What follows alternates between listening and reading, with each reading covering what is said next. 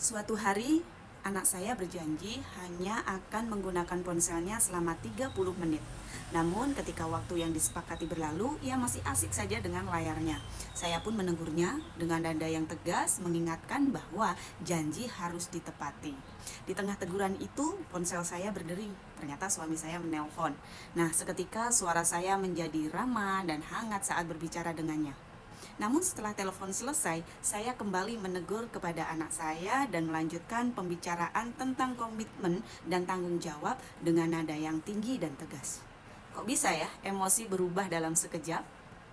Nah, setelah saya membaca buku yang berjudul Berani Tidak Disukai, di sana membahas tentang perspektif teleologi. Dalam teleologi, setiap tindakan memiliki tujuan akhir yang menjadi alasan keberadaannya.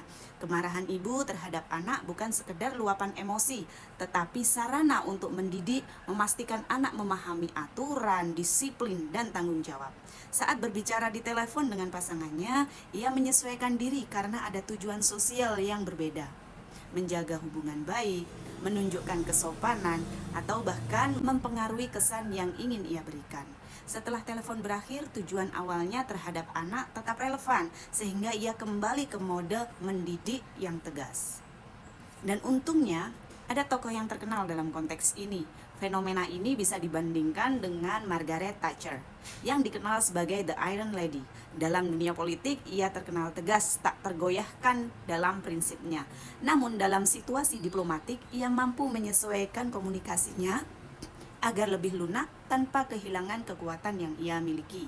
Sama seperti seorang ibu yang mengubah nadanya berdasarkan siapa yang ia hadapi. Thatcher menunjukkan bahwa fleksibilitas bukanlah kepura-puraan, melainkan strategi komunikasi yang cerdas untuk mencapai hasil yang terbaik. Jadi, perubahan dari nada marah ke nada yang lembut, lalu kembali lagi ke marah bukanlah ketidakkonsistenan, melainkan bentuk adaptasi yang berakar pada tujuan yang ingin dicapai.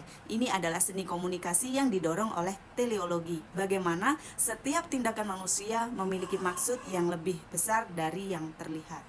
Nah, pernah mengalami kejadian serupa?